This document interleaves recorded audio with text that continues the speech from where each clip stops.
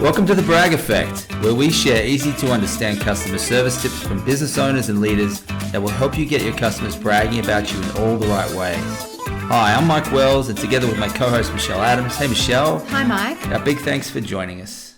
At Brag, we talk about how company culture is one of the key pillars in creating a successful customer-centric business. Every business leader and employee wants to be on a team where they feel safe and know that others have their back, and that they're free to be themselves. The way to do that might be different than you think. Sure, it's about leadership and strategy, but it's also how well you know yourself. I'm really excited to talk about one of the most important ingredients for a successful business. It's self-awareness. And today I'm speaking with my very dear friend Cindy Scott from Coach Central about Enneagram. Hi Cindy. Hey Michelle. Thanks for joining me. Absolute pleasure. So what is Enneagram? Enneagram is a really awesome tool. I guess just to put it into context, I've had my own leadership and coaching business for about 12 years now, and I've used a number of the different profiling tools that are available on the market today. Enneagram is by far my most favorite tool, so it's my now go-to, and it's the one that creates the most transformational change in leaders.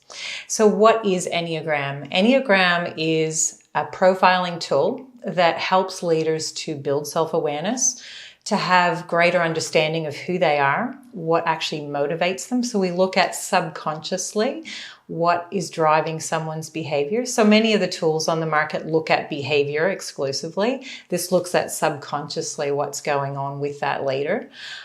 So it looks at core motivations. It looks at the defenses that we put up to protect ourselves. It looks at the things that trigger us. So that's really fascinating stuff. And it also looks at our fears, the things that actually keep us stuck and frustrated. So I guess in essence, it's a brilliant tool that shows us ways that keeps us stuck, and it also shows us ways that we can develop and evolve as leaders. One thing you just mentioned in terms of different types of tests, personality tests that you would do, and I know from my experience with different corporate roles over the years with the psychometric assessments, there's DISC profiling and all of them that there are available. I'd actually never heard of Enneagram until you and I met, and so it's quite interesting as to why it hasn't kind of been something that's well known in that sort of corporate or business space. And I wonder if it is because it does go into that deeper understanding of fears, false self, that real kind of more extensive sort of profile rather than just what our strengths are. Mm. When we look at the history of Enneagram, it's been around for over 300 years. So some could say it's actually one of the original tools. And it's only more recently in the last maybe 20 to 30 years made its way into the corporate world, which is probably why some people haven't heard of it in the corporate realm. I guess it depends on the marketing aspect of the tool that's brought forward. But we've seen Myers-Briggs and DISC and Herman Brain and LSI. There's quite a number of different tools, and they're all good in their own way, and they show different aspects of leadership. But my preferred one is Enneagram, obviously, because it helps to bring us to our truth, to the core of who we are, and peel back the layers and the masks that we often wear just to survive and show up in ways that we want to be seen. Mm. So for me, it really takes a leader to the truth of who they are and what's driving their behavior so that they can unlock things that might be holding them back. Mm. So when we talk about leadership and in a customer-centric organization, we know how important culture is and people are everything. And I love, one of my favorite quotes or sayings is from Simon Sinek, where he talks about, when companies take care of their staff, the staff take care of their customers, the customers take care of the bottom line. Mm. And so culture really is very, very important in terms of the team. We look at our internal customers as our staff and team members, and our external customers as our customers. So I know that, the Enneagram really does, deep dive into those, how you react when you're triggered, and how you show up at work is obviously really important. For me, having now an understanding of my Enneagram type, it's been super helpful in understanding, where I can possibly show up as my best. I can recognize that my false self kind of showing up when I'm triggered. And so I kind of just wanted to touch on that true self, false self kind of thing. The Enneagram really goes into quite a bit of depth around, your fears or your false self. Can you maybe explain that a little bit more? Sure.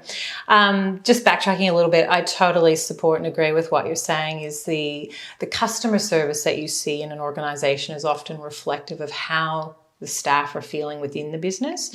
So if the staff are feeling very safe, comfortable, open to be who they are, and they're happy in that workplace, chances are you're going to see great customer service in that workplace. So investing in your people, developing your leaders, investing in the team dynamics and making sure that you've got the best people on your team is so critical when you're looking at that extension of customer service, what's seen on the surface of a business. So Enneagram is about looking at, and I guess what I love about it is Enneagram is made up of 9 types, and it is a circle. So I've actually got a nice little diagram here which we can show. So it's actually a circle. So it's a very expansive model. It's actually looking at rounding out who you are and tapping into all the 9 parts within yourself, because we have all 9 parts. Some other tools are about boxing you in and saying, well, this is who you are. You sit in this nice little box and you should behave like this, and these are the kind of jobs that you should do.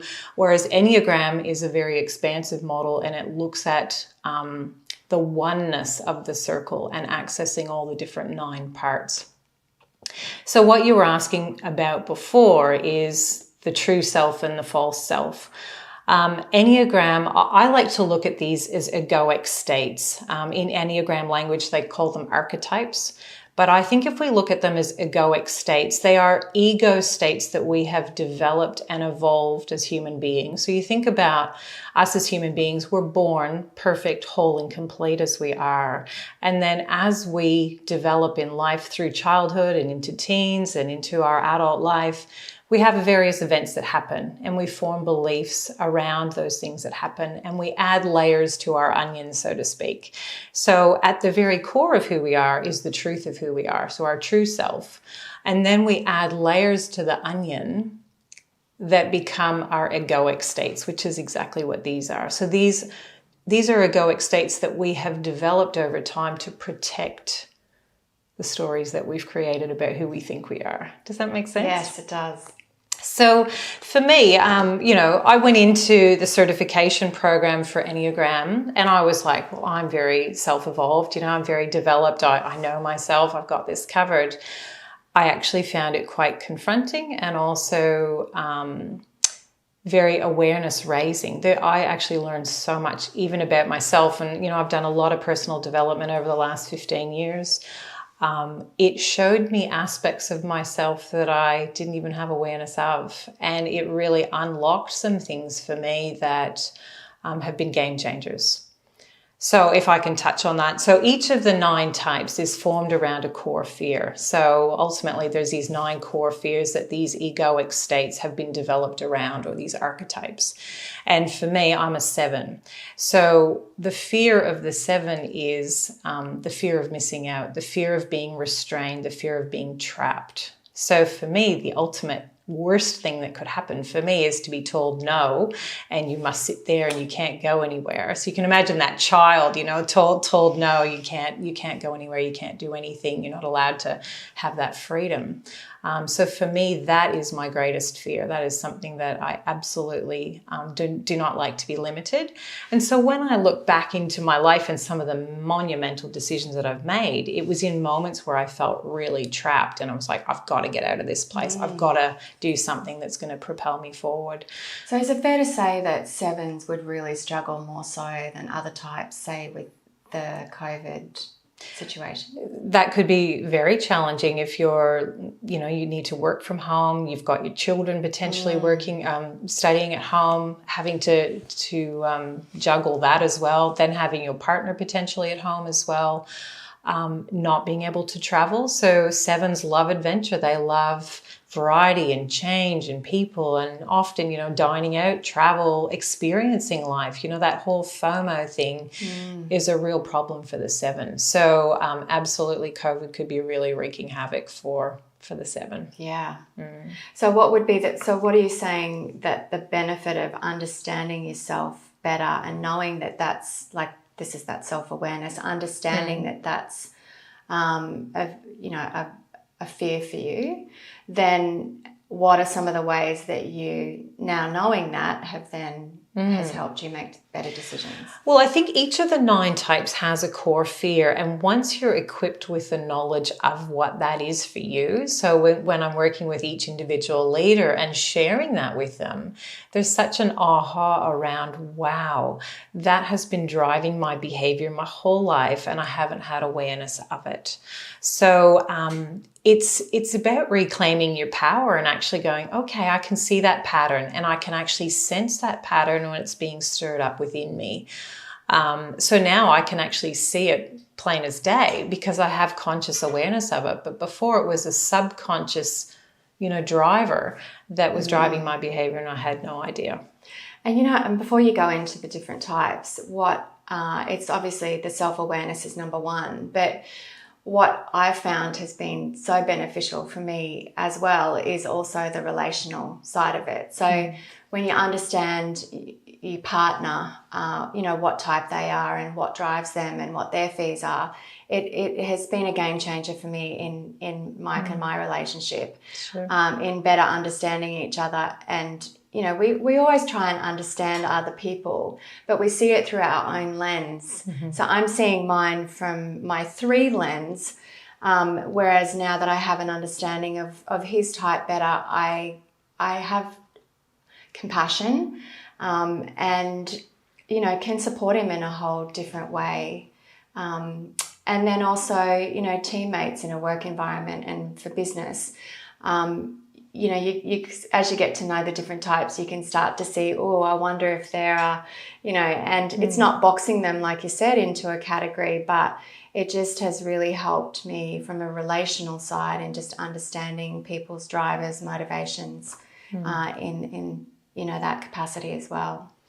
Totally. I think leadership starts with our own self-leadership. So self-leadership for me is around self-awareness. It's understanding how we show up, how we impact on other people in our world. Spot on. Then you start to look at, how do I then relate to other people? So whether that's a romantic relationship or whether that's with your boss, your line manager, or whether that's with your teammates. We are always relating with other people, and the greater awareness that we can have around, how do we actually connect? We're not the same. You are different to myself. So the more I can understand you and not look at just your behavior, but what are the motivations? What's the intent behind your behavior? Because sometimes we get triggered by people's behavior and think, they're such and such a type of person. But if you can have compassion for the motivation that sits behind the behavior, it can actually diffuse the situation a lot better. So absolutely, Chris, my husband, and I did this certification together, and in our marriage, it's really interesting to have done the certification together and knowing so much about how we're different, because really we're very opposite. And our opposites actually complement each other really well. But you could see where a couple who doesn't have this sort of knowledge might be really challenged by those differences.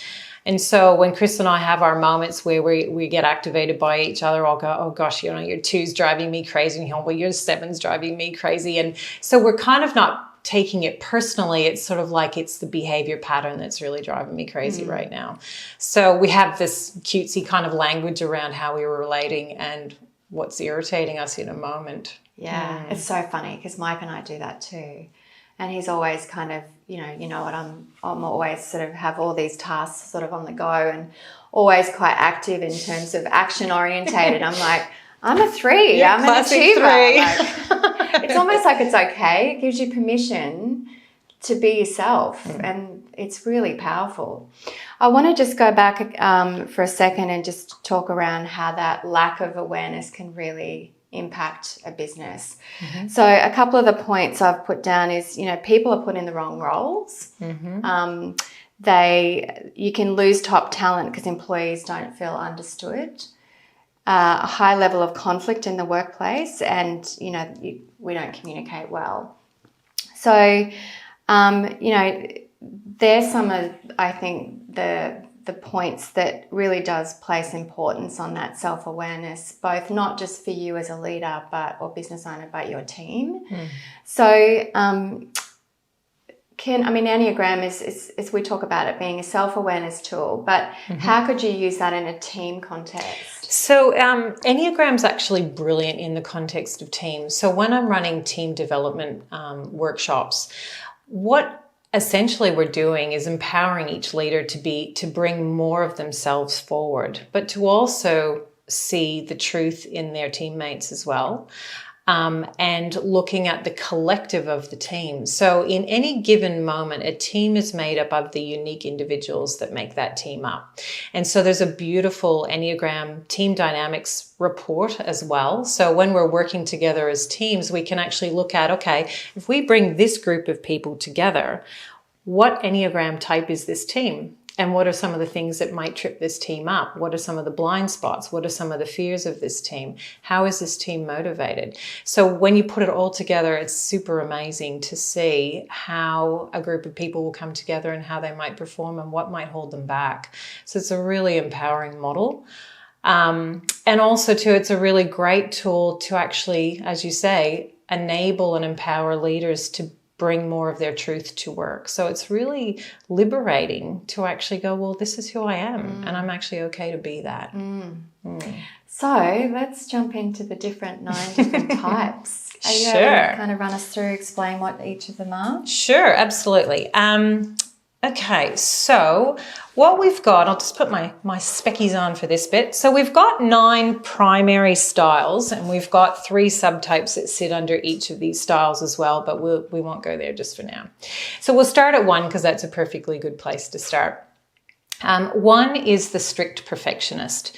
So the strict perfectionist, if you were to imagine someone who's got a very high need to get things right, crossing T's, dotting I's, they also have a strong sense of justice. So there's this real drive for fairness, everything being in its place, being right. So if you were to hire and get the right person in a job, you would probably want your accountant, your computer programmer, your engineer to have someone in their profile makeup to make sure that you've got someone who's got that real attention to detail and wanting to make sure that things are perfect, right? Awesome. Then we've got 2, which is the considerate helper. Now, the classic archetype of the 2 is a Mother Teresa or a Lady Diana. So someone who's very selfless, who's very compassionate, who's very caring and giving and wants to be of service, wants to help other people. So these people, once you start to have awareness of these different types, you go, wow, there's such 2 behavior in that person. But of course, that's not the total of who they are. I'm sensing a little bit of 2 or a little bit of 8, or, you can start to pick them. So then 3, we've got the competitive achiever, which you are. The competitive achiever is someone who is just that. They love to strive. They love to achieve. They probably got lots on their plate. They have a sense of urgency and drive in the way that they keep themselves. They're also very competitive as well with other people, maybe not in an overt way, but they might be within themselves competing. I guess the perfect example is looking at a sales team. So you've got everybody on the team is selling the same kind of widget, and there's competition amongst those members of the team. So there would be a high level of competition about who's performing and who's selling the most. So 3s would be great in that sort of sales function. Then we've got 4s, which are the intense creatives. Now, 4s are people that usually are very creative. They're really driven to bring their unique essence to the world. They're very focused around their authenticity and wanting to bring their creativity forward in whatever way that looks like for them. So these people, if they can't find a way to bring that uniqueness to the world, then they can be quite depressed and quite frustrated. And I think this is a really powerful one for people to have awareness of. The few leaders that I've worked with in corporates that are a 4, it has been hugely liberating for them to realize that they actually have this real creative essence that they need to tap into and find ways to bring that forth. Otherwise, they don't feel fulfilled. Then we've got 5s, which are the quiet specialists. So these guys are people that love a real depth of knowledge around a chosen field, whatever that niche is that they've chosen in the world. Usually they become a go-to person in that space, and you just want to tap into their wealth of knowledge. Like those people, you just want like the download of, their brain, because like they're just so knowledgeable and so well read across a topic. Then we've got the 6s, which are the loyal skeptics. So, and I should mention too, with each of these 9 types, there's levels of integration. So we can have a low level of integration all the way up to a high level of integration. So at a low level of integration for the 6, they're kind of like, Chicken Little and the sky's falling. They're really worried about everything that can potentially go wrong in the world. They're very risk focused. To the point that they can actually be quite paralyzed by seeing risk and seeing everything that could potentially go wrong. But a more highly integrated 6 is someone who's very loyal.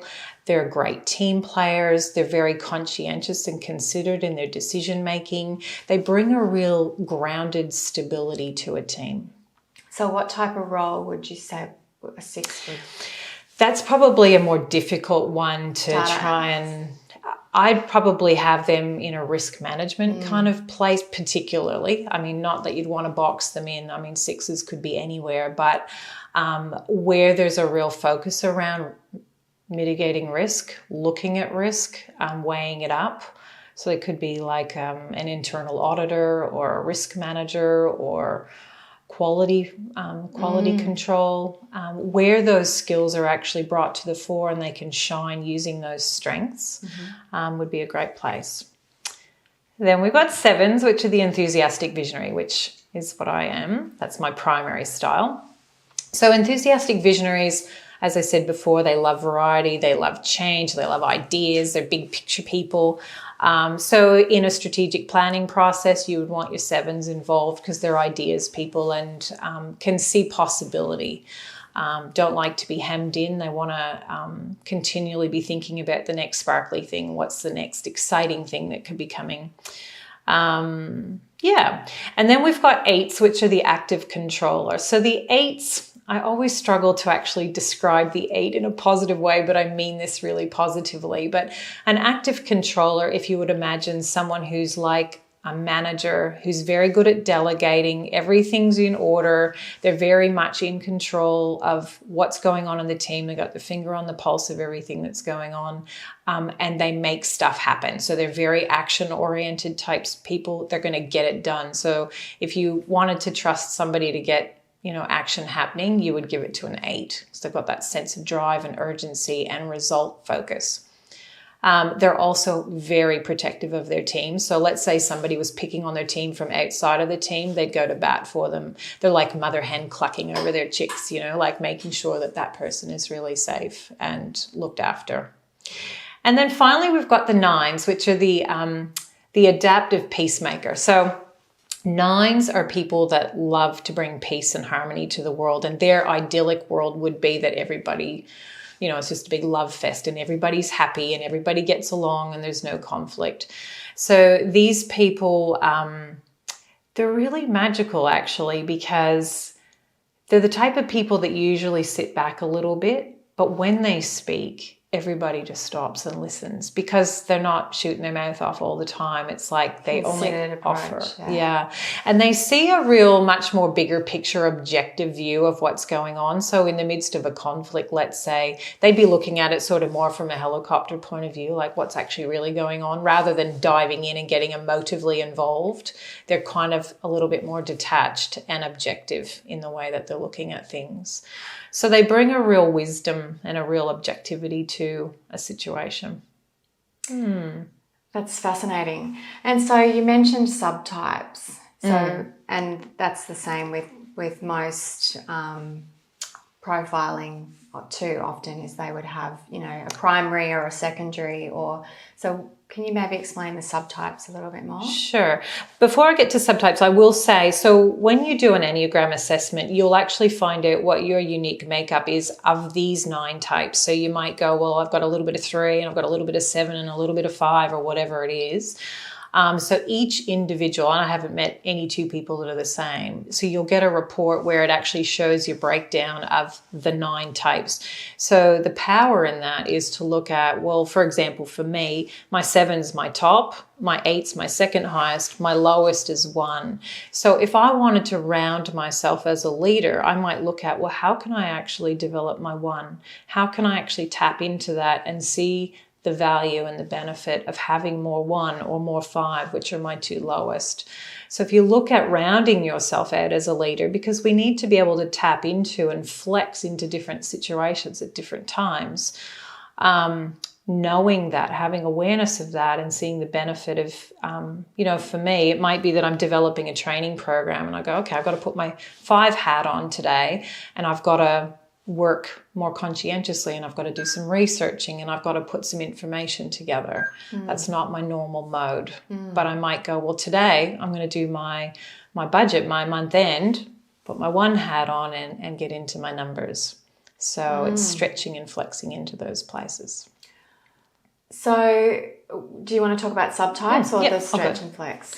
Yeah, no, I will. I'll go into stretch and release. So I'll go into subtypes. So each of the 9 types has 3 subtypes, and the 3 subtypes are the same across each 9 of the 9.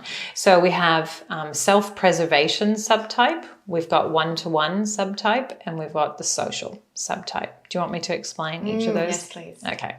So a self-preservation subtype. So you could be any of these 9 with the subtype of self-preservation.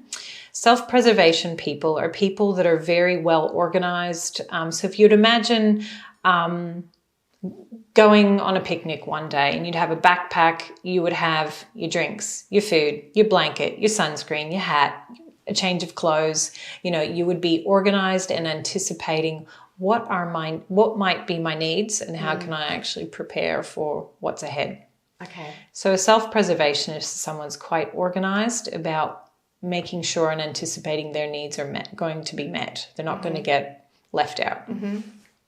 The second one is the one-to-one or the sexual subtype, and it doesn't have anything to do with sex. I don't know why they call it the sexual subtype, but they do. And so one-to-one people are typically people that love to have like a best person in their life. So they've got like a best friend, whether that's a spouse or a best mate. But they love that connection and trust that's formed in a one-to-one relationship. So you may know people that are in a couple relationship that fulfills them, that they don't really need anyone beyond that. One-to-ones are also people typically that like a lot of adventure. So if you look at the bungee jumpers or the people jumping out of planes or roller coasters, typically it's the one-to-ones that like that, that sense of adventure. And then the third subtype is the social subtype. So the social subtype are people that spend time probably in groups, so more social, and they have a really strong sense of what their place is in that social circle. So they might know, well, I'm the leader in this group, or I'm the follower, or I'm a team player. They have a sense of what's going on in the group, like intuitively. So they would know what the needs are of people. If somebody's, a bit cheesed off with something, they would have a sense of that. So my husband's very much a social too. He's got his finger on, like intuitively, he just knows and senses what's going on with people and doesn't need to be told, but he knows. So yeah, that's the social subtype.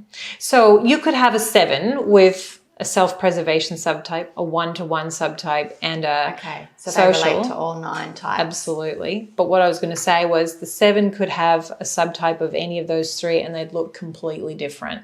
So the subtype actually taints or colors the way that particular archetype shows up.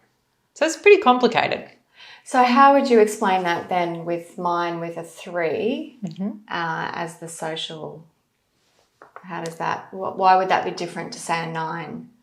What do you mean? So the subtype of the social. So a social 3 is, how would that be different to a social 9? As an example. Okay, so your primary number, it illustrates, I guess, how you show up in the world. So a 3 and a 9 would look very different. Like if you were to just look at them energetically in the way they carry themselves and the way that they behave. So the 3 and the 9 are already different. But you could have a similar subtype but still look completely different because you got the 3 or the 9. Does that make sense? Yeah. So is it like if one-on-one is your subtype, then you are more energized by that one-on-one connection as opposed to social? I mean, I know for me, if I'm ever out or if I'm at a network event or with a group of people, I feel more energized. I always walk away from that feeling really good. Doesn't mean I don't feel that with the one-on-one connection. And I also still value my own time. But is it also where you get your energy? Absolutely. You're a social 3, right? So what it's referring to more in the context of a social group is if, let's say you went to a networking group as a 3, you would be able to walk into that room and have a sense of who are the important people, like who are the influencers, who are the people that might be the key decision makers, who in this room should I be meeting in order to help progress my cause, whatever that cause might be. Does that resonate with you? Strategic. Yes, strategic. Exactly. So yeah, but does that resonate with you in terms of how you would feel going into a room? Definitely. Doesn't mean I don't care about the other people. No, but exactly not. But it means that you would have awareness of who should I be meeting if I were to be looking strategically at the people in this room. Yes. Yeah. Yeah. Yeah. Understanding this, your Enneagram is just like, it's a big aha moment, isn't it? You just kind of go, that makes sense. That That's why I do what I do. Exactly. Yeah. So we are complicated beings. And there are many layers to the Enneagram. So like this is really just scratching the surface in terms of looking at the types and the subtypes. But there's a lot of layers to who we are and what makes us who we are. And the other component of it, if you could just briefly describe the stretch and release. So what does that mean? Okay. So Enneagram is a circle and it speaks to the oneness of all things, right? And the lines actually refer to the connectedness of all things. So the connectedness within ourselves to the other parts of ourselves, because we have all 9 types. It also speaks to the interconnectedness of all of us on the planet as well. So it's a really deep, rich, awesome tool. But anyway, let's speak about the stretch and release. Can we use you as an example? Sure. Okay. So you're sitting here as a 3. Now, all of these lines on the Enneagram actually mean something. So they're showing us the stretch and release lines for each of the types. So if we were to use you as an example, you being a 3, now a stretch line, so you're sitting here operating as a 3 in your everyday life, and you're starting to feel a bit bored, mundane, life's getting a bit like, oh, yawn, I'm not feeling challenged, I'm not feeling invigorated by what I'm doing anymore. I know what I'm doing and I know I can do it really easily. I feel like I need to be stretched. I need to grow and I want to grow. So your stretch line takes you to the 9. So for every number, they have a unique combination of this, but for you as a 3, it's to step into your 9. So this is one development pathway. Enneagram has quite a lot of different development pathways, which is what I love about this tool. So for you, your stretch line is indicating towards the 9, which means if you're sitting in that place of feeling I'm bored, life's lost its luster a bit, tapping into your 9 is one pathway for you to stretch yourself and to grow and evolve as a leader.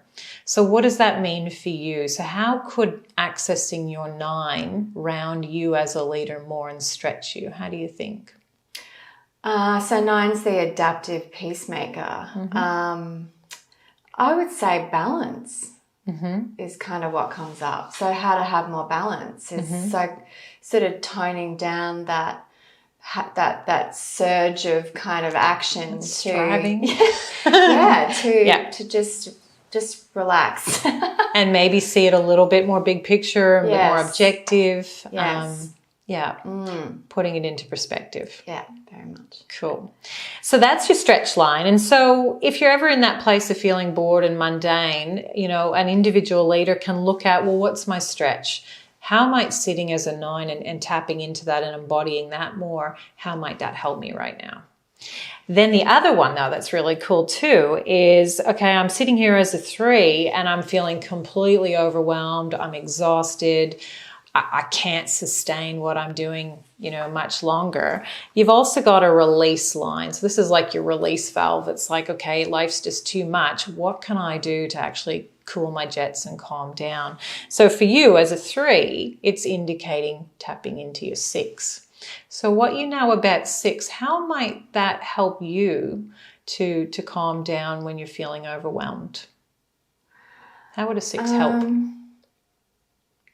So the 6 is the loyal skeptic. So if I was to consider risk, so if I was to say change direction or, you know, how risk might be, well, is that letting go of all the work that I've done, or is this the right move? So maybe help with decision making, I think, in terms of looking at the overall, again, probably big picture. Yeah, I don't know. So being a bit more considered in your decision making, like taking a few more breaths around, hang on, am I on the right path? Yeah, very much. So it is, you know, pulling on that sort of risk manager hat. It's like looking at, am I on the right path? Am I considering the risks that might be in my way? So to be a bit more considered, perhaps. I think that this is where, you know, when it comes to teams, like me as a 3 and Mike as a 6, for us, you know, creating the software as an example for Bragg has really been, I know what I want it to look like and how I want it to feel, but he's been fantastic in terms of detail, risk, what if we just did it this way, maybe we could achieve this, like very good at looking at that whole big picture. Whereas I probably would have just forged ahead and had to come back 10 steps because I've missed some of the, you know, dots and crossing the T's. So I think that even just in a partnership, you know, looking at what your, the bits that you need to round out or to complement your type has been really beneficial. So if you didn't have awareness of this or other tools, you might look at Mike and get really agitated by the fact that he is so different to you at times, and he might delve into the detail whereas you might be big picture. He might be more risk averse and you might be like, let's just dive in.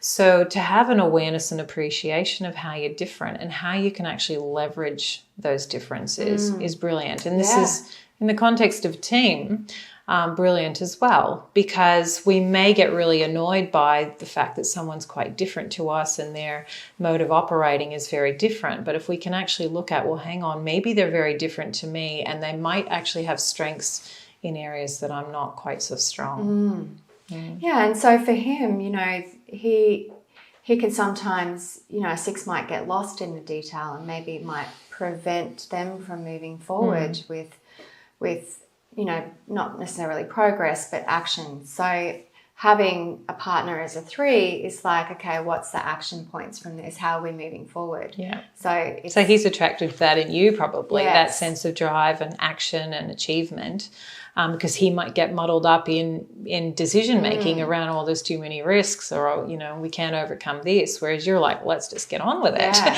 Let's find a way. Yes. So, yeah, it can be a point of frustration, but it can also be something to celebrate. It's like, wow, we're so different, but this is amazing. We make an amazing team when we're put together. Yes, yeah, absolutely. When we look at, you know, creating healthier cultures, and you mentioned that there's a tool for teams where they can you explain how they could put that together? Yeah, is that a sure. workshop or? Yeah, sure. So I would suggest if a company was interested in getting involved with Enneagram and learning more about it and leveraging the strengths of this tool to build their team, to build a high-performing team, to build more trust, to build better connection, communication, overcoming conflict, which might hold teams back. I would start with, I've got one workshop where we focus on understanding self. So that's always the first place to start, is understanding the Enneagram tool and how does that relate to me? So building awareness of, well, who am I? How do I show up in the world? How do I impact on other people? And oftentimes people have such a lack of awareness of this, which I find so amazing. And this is the power of coaching, is to show people, well, no, hang on a sec, that isn't exactly the way that you're perceived. So that's really powerful for them to start to look at this as it relates to themselves and how they show up. And then the next level from that is a workshop around, well, what does this mean for us when we put this collective group of people together? There's a beautiful report that illustrates what the Enneagram type is of that team. So each team has its own unique type and subtype as well. It also looks at how the team relates to each other, what level of development stage that team's at, the forming, norming, storming, performing levels. It can look at what triggers the team, the fears of the team, strengths of the team. So it is a brilliant tool to look at if you really want to take your team to the next level and get them performing optimally. It's a brilliant place to start with the Enneagram. Just on that self-awareness, when I was doing some research, there was a large-scale scientific study done in the US that I was reading about, where most people believe that they're self-aware, but in reality only 13% are. Like, I was just amazed. And I mean, you hear that quite often where they've done a lot of work on personal development, or I've done these profile tests before. But yeah, it's just the next level, really, isn't it, that can really complement your relationships and your business. I would say, in my experience, I've been coaching for over 10 years. I've done over 1,000 coaching hours with leaders. There's a lot of leaders out there that have a lot of room for growth around self-awareness. And it's really powerful stuff to have more awareness of who you are.